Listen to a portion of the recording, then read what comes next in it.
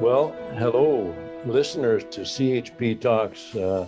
We're so happy to have you with us today, and we're joined by David Elderfield of Calgary. Now, David is a pretty special guy. I met him a couple of years ago. He's got a very interesting story. It's interesting and sad.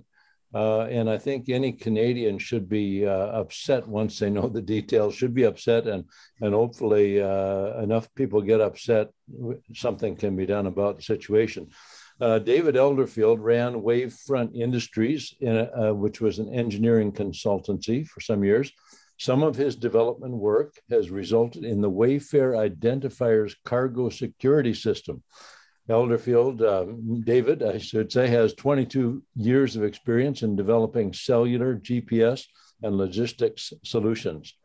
By 27 years of age, he had 3 patents in optical positioning and telephony, and was an experienced project manager for Novatel Communications. He worked in concert with Litton Systems, and his team completed the Boeing 777 GPS navigational link design. So if you're flying in a 777, you can thank David. Unfortunately, some of his best work that I'm aware of that would have been a huge benefit to Canada in terms of border security at our container ports was sunk by the Canada Revenue Agency. Not only was David's company ruined, but Canada lost an opportunity to improve our border security protocols. And David, I just want to thank you. Just a second here, I'll close off my reader there. Thank you for joining us today. It's a pleasure to have you, and tell the people a little bit about your story. It's a long story. I know I've got pages and pages of information, but give them the long and the short of it, how you came to be where you're at today. Okay, no problem. Thank you so much, Rod, for having me on. And it is too bad that we have to be talking about this topic instead of something a little more successful. This is about Canada Revenue and other bureaucracies in Canada at this point. And the end goal that I wish to see come out of this is to see that our bureaucracies work for the people of Canada and the taxpayer, not and never against them. And this is what we have had happen here. They're abusing power is what I am finding.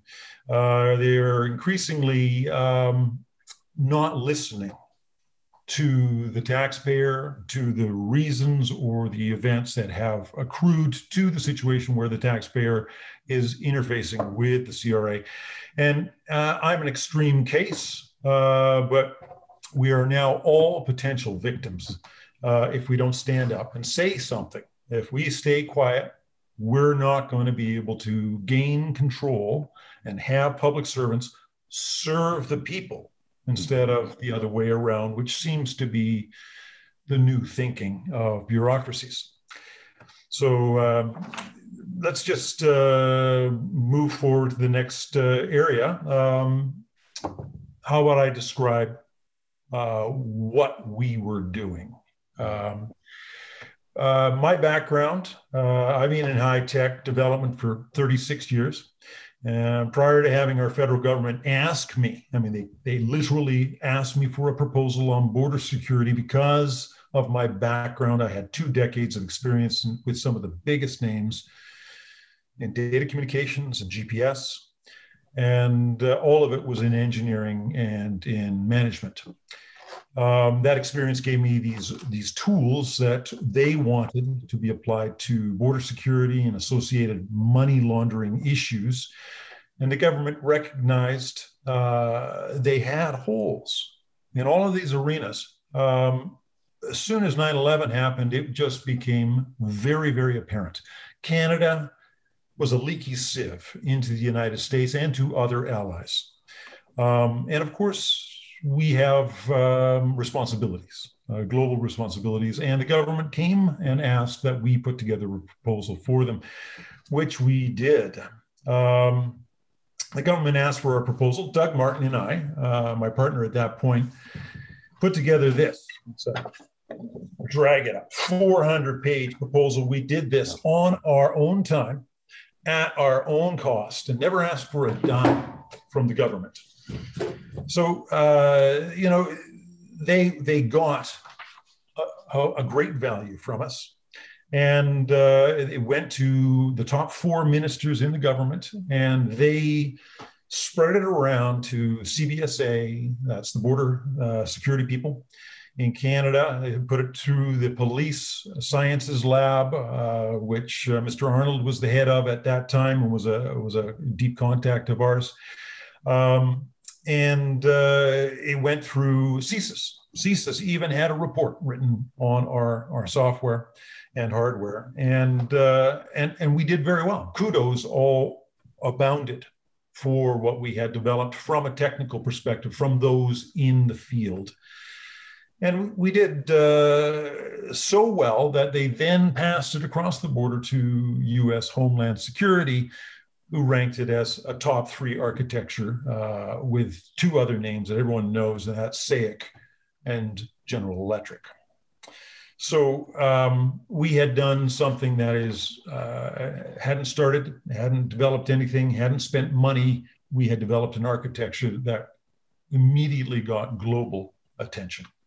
And that's a huge opportunity. It was a mixture of cargo verification as well as validation of the money or people behind the cargo. The financial angle was also applicable to high value money transactions from offshore businesses and accounts. The proposal at the highest levels was pushed by government for us to commit to the required R&D. And so we only entered into a commercialization program after being asked to do so at the highest levels of the government. So that's where we started. And we started that process using our own after-tax savings, my net worth, my home, in 2003. And we owed not a penny of tax. This is a completely non-taxable situation. Well, David, before you go further, you're probably going to get to it, but can you, in just a few words, describe what this system that you designed would do? It would inspect cargo in containers, right? And yes. And so you probably were going to get into the details, but without going into too much technical material, but just what would people expect the result of your invention to have been? All right. Well, we looked at what was existing out there for cargo security, and very little was existing. And still to this day, there's very little that's existing. When push comes to shove, when there is a major global concern or some sort of indication through intelligence channels that something bad is coming, the highest levels that we can check containers for is 10% of them.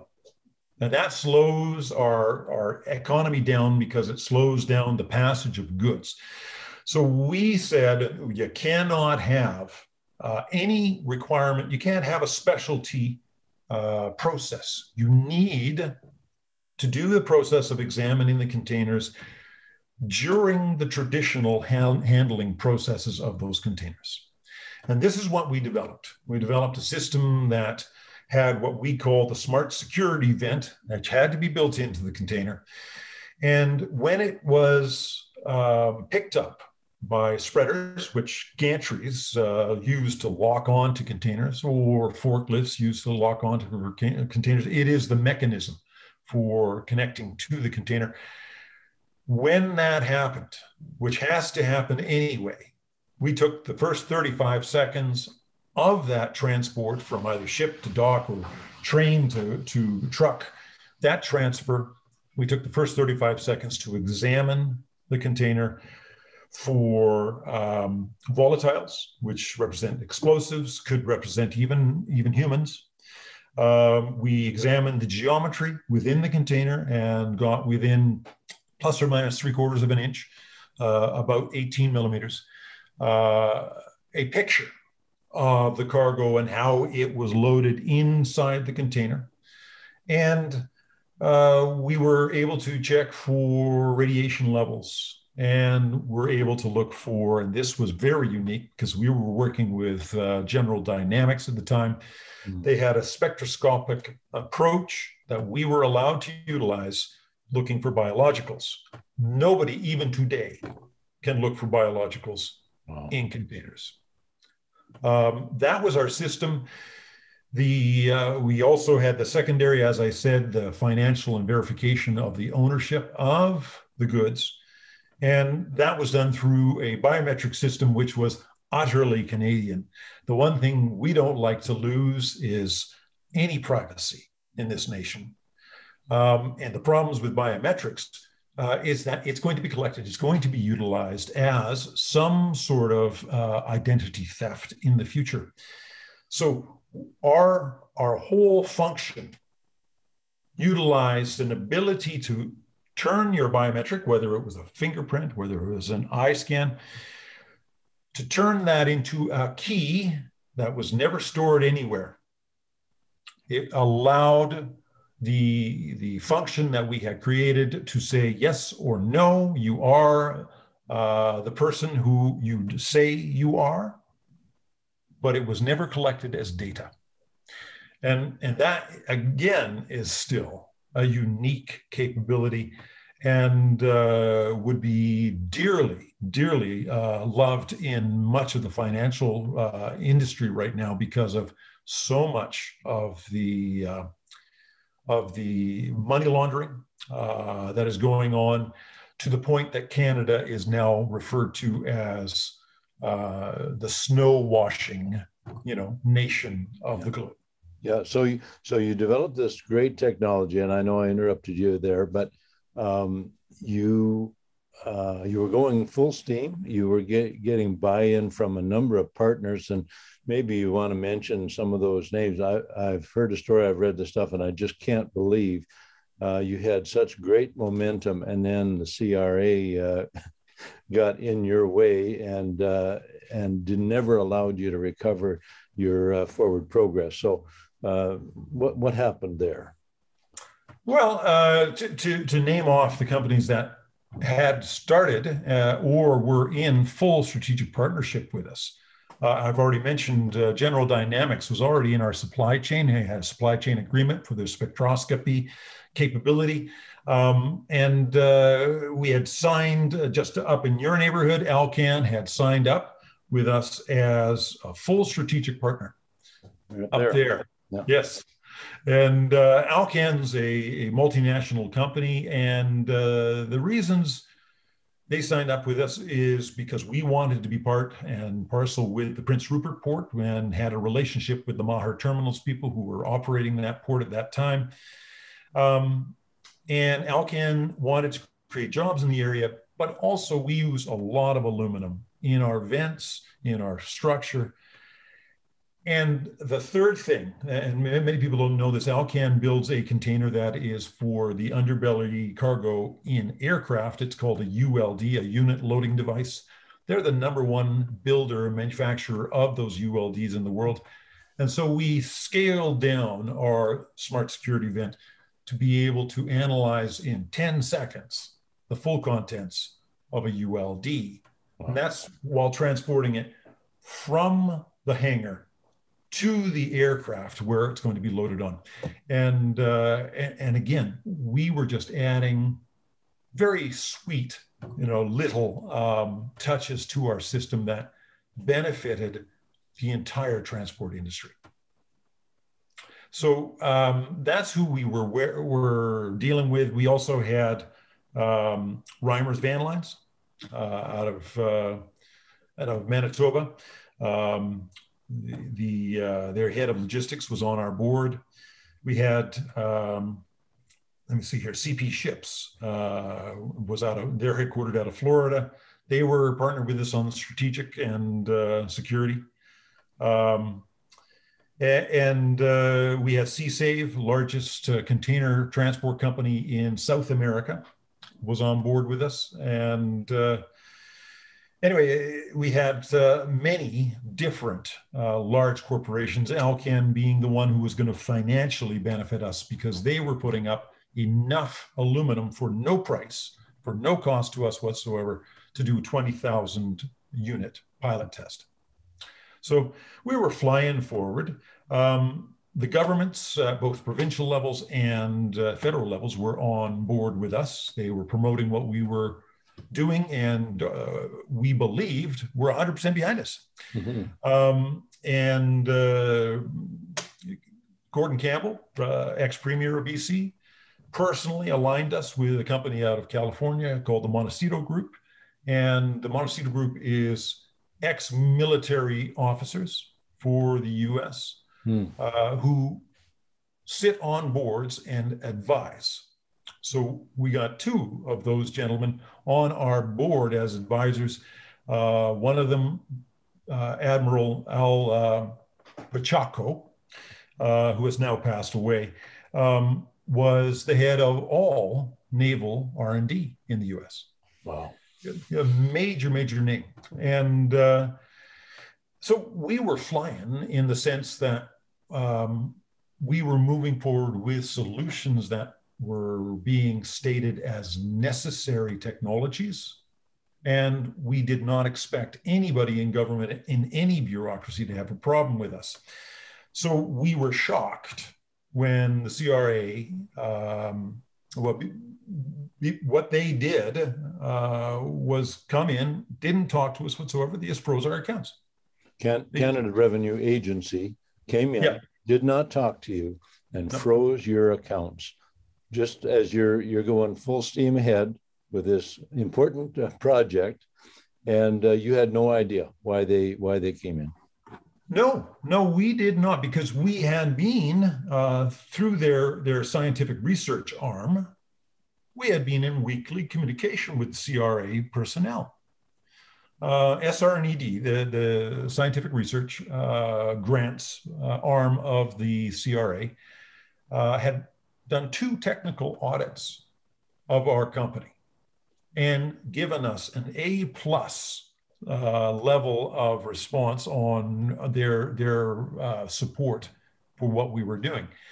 Not only that, they knew that we were self-supporting, and I'll explain why tech firms self-support. They knew it, and their basis for grants is money matching.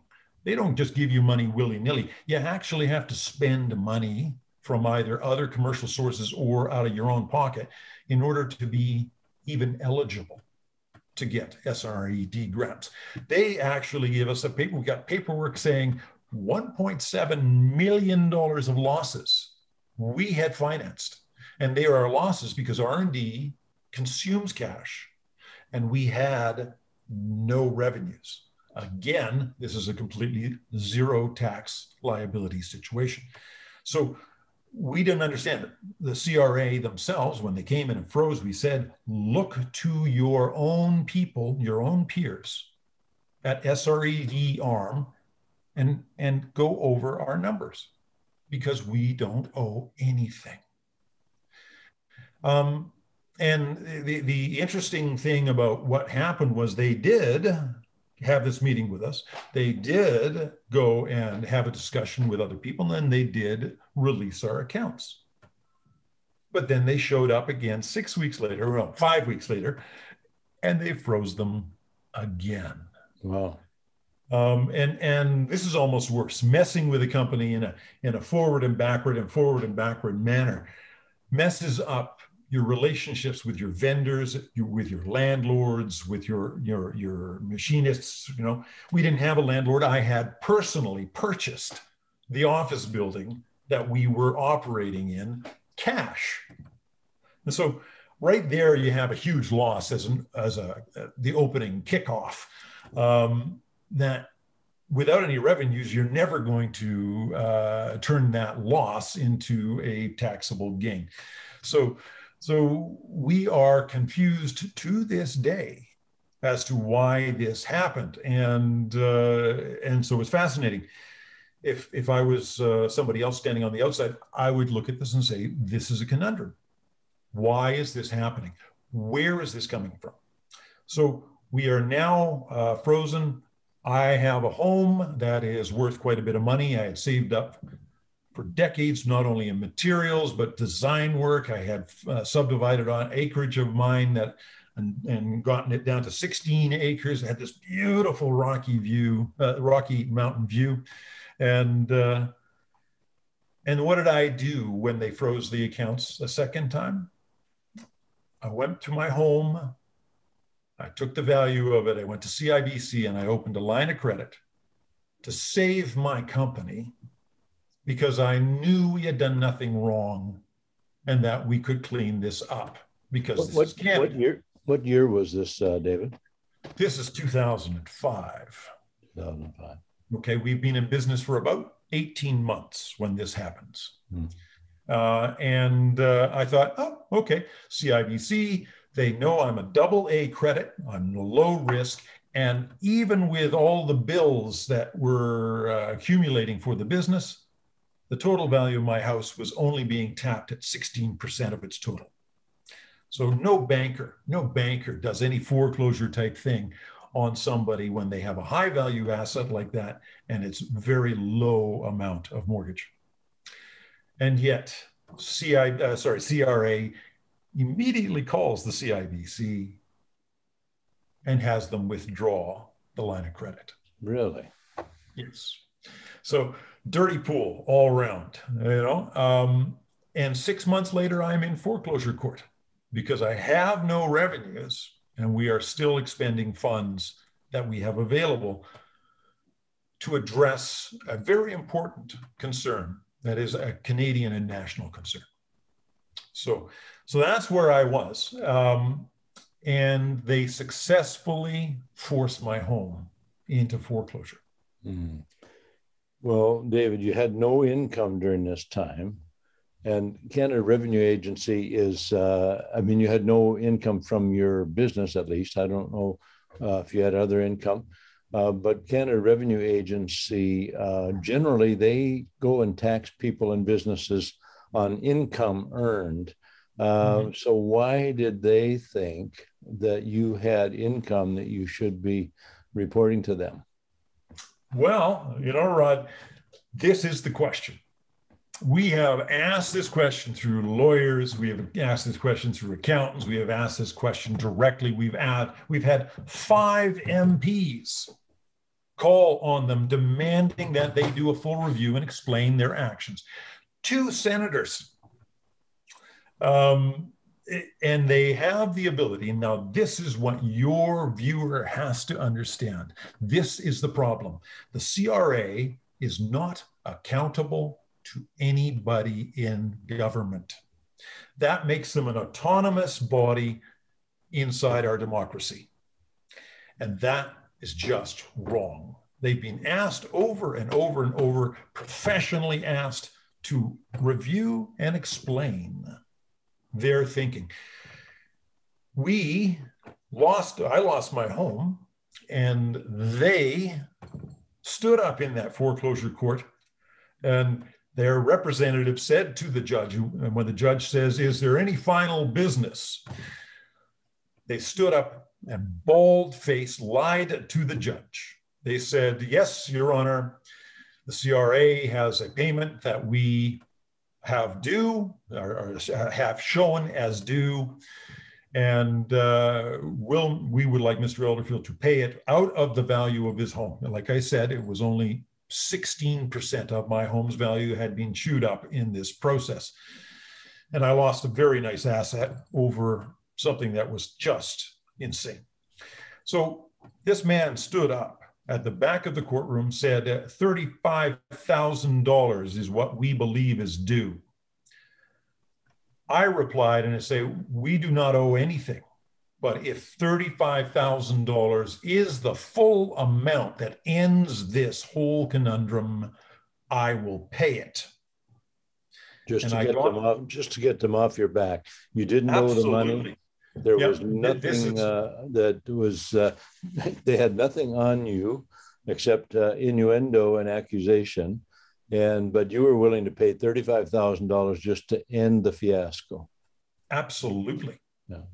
And make no note about it. This did not mean I was in any way showing that this was a due bill.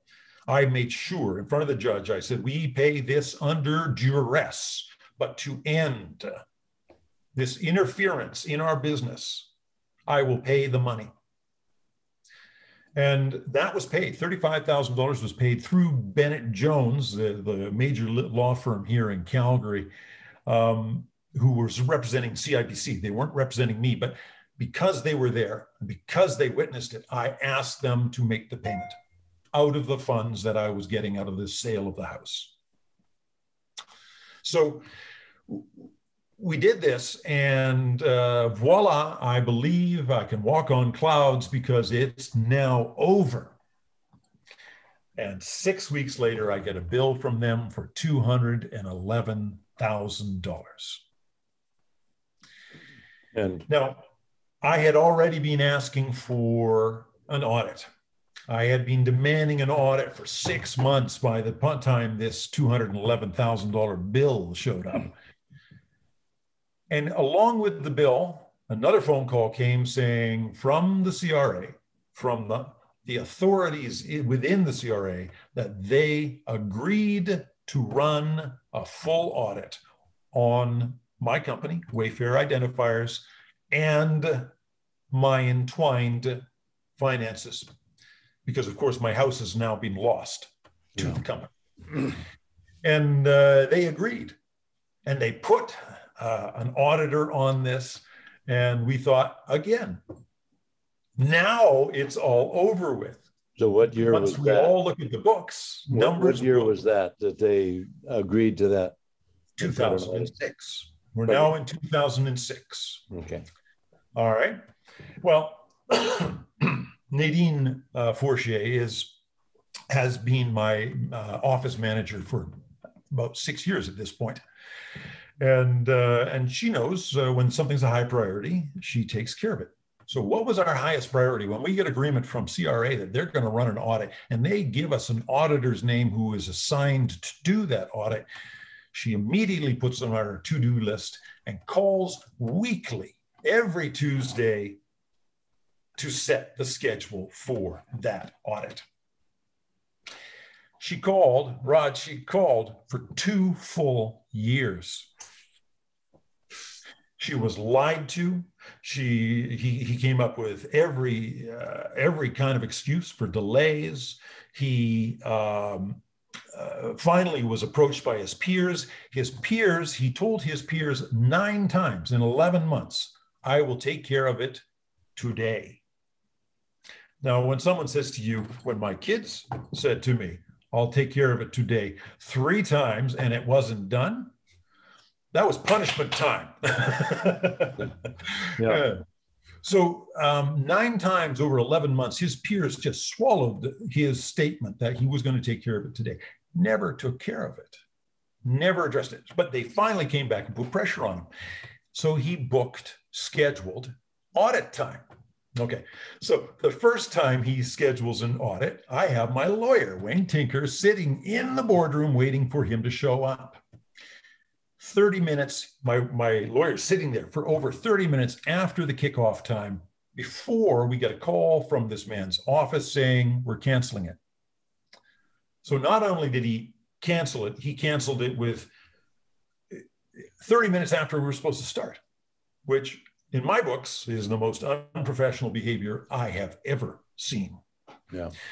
So we immediately ask, while you're on the phone, can we reset the new schedule? They say no. So what does Nadine do? Starts calling once a week. She calls once a week for another 4 months before a second time is set up. This time we're going to have our accountants at PricewaterhouseCoopers. They're going to send over a couple of guys and sit there while this audit's happening. That audit was canceled 16 hours in advance, less than a day. So still unprofessional, not as unprofessional as the first time, still unprofessional. Another 3.5 months go by. Now, our boardroom has been sitting, they won't give us a new date immediately. They won't set up a time. They won't be professional. So we just leave my boardroom set up for an audit, which leaves no room in my boardroom for core business. So over 5 months, nearly 5 months of my boardroom is tied up for an audit that just doesn't happen. So this is our CRA. This is our professional, fair CRA. It was 2.5 months, not 3.5, 2.5 months after the second cancellation that this man calls on a weekday evening, just before closing time, and says, I will show up at 8 o'clock in the morning. And I have witnesses. Nobody will believe this. I have 5 witnesses, 4 of them in the office with me. And he comes in at 8 o'clock.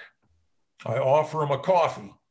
He says nothing to me, looks into the boardroom, turns around, faces me, says, I'm not doing this, and walks out of the office, never to be seen or heard from ever again. Wow. So Ron, the ups and downs emotionally when you're building something that your nation wants and demands, you feel really good.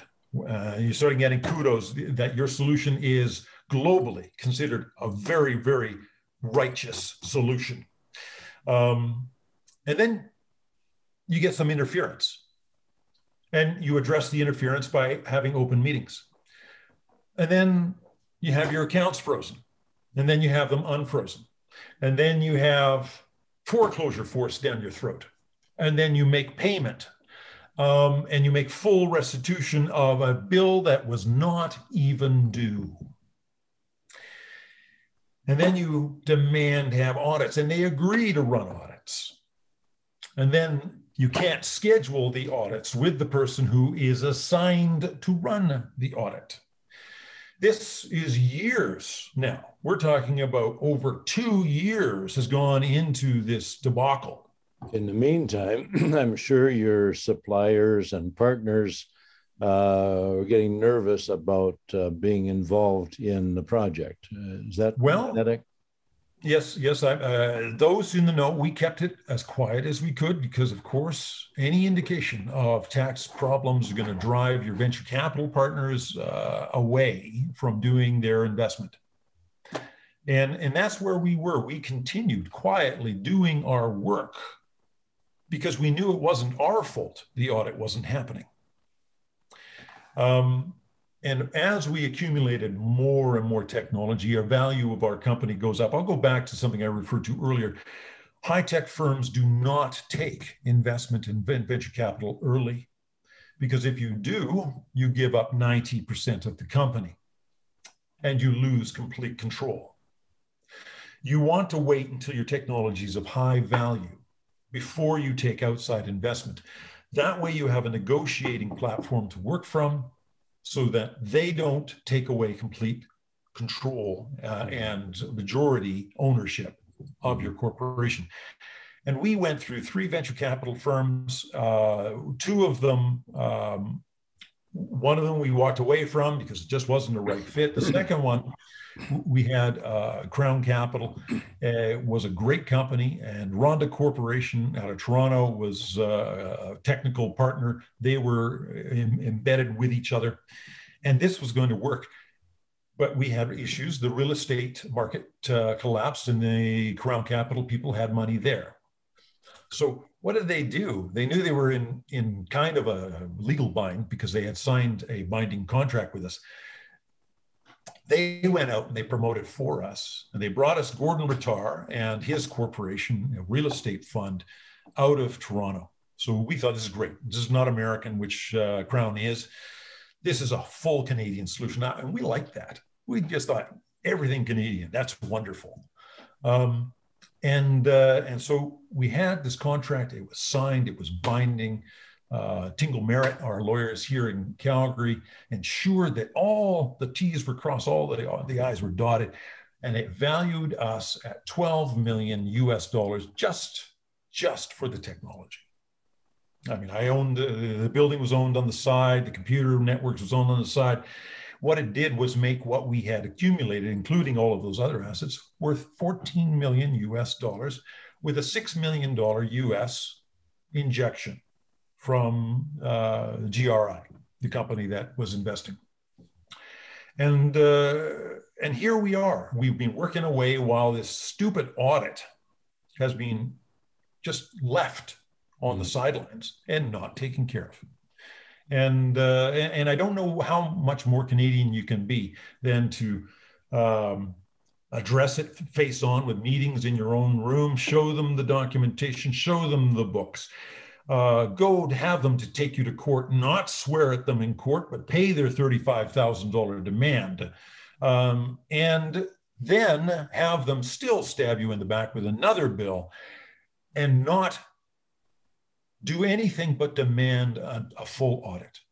I mean, how much more? I have to admit, David, I don't know that many people, either individuals or businesses, that go to the CRA and ask for an audit. So, I mean, even people who figure that their past is clear and everything, but just you could make a mistake. Someone could make a mistake on their income tax or something. I don't know anyone that goes asking for an audit. You've been begging for an audit. They promise it, never provide it. You still have not got that to this day. Is that correct? That was never done. So it was absolutely from not only was that never done, Rod, we finally, after 7 years of ATIP, access to information requests that our lawyers put in, that our accountants put in, and just last week, the Canadian Taxpayers Federation has put in. It took 7 years to get 22 pages, a little tiny document that absolutely indicts all of the CRA's work, or lack of it. And I go through this 22 pages when it arrives, and what do I find? That Chris Blundell, the auditor that was supposed to have done his job and never did, 9 months after walking out of our office, after refusing to do his job, he then 9 months later says in the diarized notes, or it's recorded there, that we refused to give him access to books and records, which is against 4 witnesses' statements saying, we were sitting there waiting for you, demanding you to come, calling you, chasing you. You didn't show up to 2 prior dates. And now you're going to spin it 9 months later, not like an offended auditor would be. If you were an auditor and you came in and someone refused you access to do an audit that was scheduled, you would take care of it immediately. Yeah, I would like to touch on a couple of items before we close for the day, and this is an ongoing story. And first of all, I'm really glad that Canadian Taxpayers Federation is now engaged. They are a tremendous organization, and I believe that they will, once they've taken hold of something, they do not let go easily. I believe that you will get some results, but you have gone, prior to their involvement, you've gone to an ombudsman. I'm not sure that quite the title of the person, looking for some help. Is it an ombudsman specifically for Canada Revenue Agency, or who is the person and has not yet managed to get you an audit? All right. Well, the Taxpayers Ombudsman is something that came out of a court case in 2005.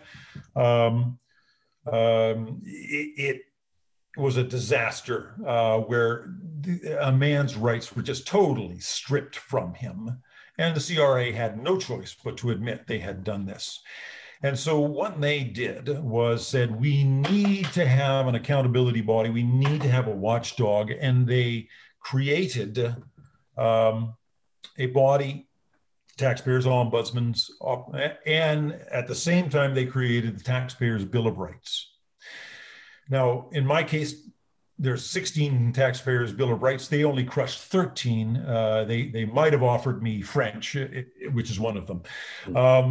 But this is very interesting because I'm going to close out because this is very disturbing. The Taxpayers Ombudsman's body was created to create a watchdog, but the watchdog cannot do their work. They cannot accomplish their work because they are not independent from the CRA. They are directly reporting to the revenue minister, who is the head of the CRA in government. And I'm going to read you, like I said before, Senator Percy Down has pushed for us to get a full CRA review. And he did me the favor of taking our documentation to the Taxpayers Ombudsman's office on our behalf twice and putting it right on the Ombudsman's desk. Now, the first Ombudsman he dealt with, because they only have a 5-year tenure, was Shira Prophet. And Shira looked at it and she established with the revenue minister that she was not going to be allowed to even open it. Wouldn't even look at how my taxpayer rights were completely crushed. No. So before she left the office, her last report, I want to read this to you because it's very important. In her last report, which is called Transformation Through Disruption, it was published in June 2020. She says, independence and objectivity are essential elements of ombudsman work. Similar to some federal ombudsmen, the very way in which the position of the taxpayers ombudsman was established through order in council as a special advisor to the Minister of National Revenue impedes true independence. Wow. Okay. She comes right out and says it. Yeah. And I'm not going to take too much time. I won't read the rest of it, but this structure creates an inherent element of conflict of interest. Yeah. She's a lawyer. She put it out. It's in a public document, and nobody is paying any attention that the watchdog is only smoke and mirrors. They can't do their job. Well, there is, I know so much more, and I've been privileged to read through a lot of your documentation, and I'm sure there are listeners out there who would like to know more. Excuse me, there may be listeners and viewers who actually have their own tale to tell with their interaction with Canada Revenue Agency. I hope none as egregious as the way that you have been treated. But anyway, for those who would like to know more about your particular situation, or maybe would like to help you in some way, would like to communicate with you or spread your story, where can they reach you, or where can they learn more about the Wayfair Industries and David Elderfield's saga of being mistreated by Canada Revenue Agency? Absolutely. I'm online only on Twitter. I use Twitter as a venue for showing generic issues that the CRA continually has, and that show up either from lawyers or from journalists. So that's where you'll see generic information. And my byline on that account is right, the number 2B. So right 2B is the byline, and my name, David Elderfield. The rest of it, the more specific information on Wayfair identifiers, is all found on my LinkedIn account. Again, just look up David Elderfield, Elderfield, and I will show up magically on your computer. Oh, excellent. And again, I'm glad that the Canadian Taxpayers Federation is on the case. I wish you and them eminent success and imminent success. I hope to see this tragic tale turned upside down. What I feel is certainly terrible for what you've gone through. I know it's cost you financially, it's cost you in all kinds of ways, but I'm also very sad for what Canada has lost, an opportunity to have improved border security at our ports, our cargo containers, and so on. So, David, thank you for sharing this story with us. And we certainly hope that we'll certainly be happy to have you on again to hear that you have finally gotten an audit. And that's not always something that everybody cheers about, but we will cheer if you get your audit. And so stay in touch with us. And to all our viewers and listeners out there, thank you for joining us at CHP Talks. I'm Rod Taylor, National Leader of the Christian Heritage Party of Canada, and we are on the move looking for those people and events that are shaping Canadian life, our social life together, our economic life. And this is certainly one of those episodes of shame, and we hope that we see this turned around in a wonderful way for you, David Elderfield. Thanks for joining us today. Thank you so much, Tom.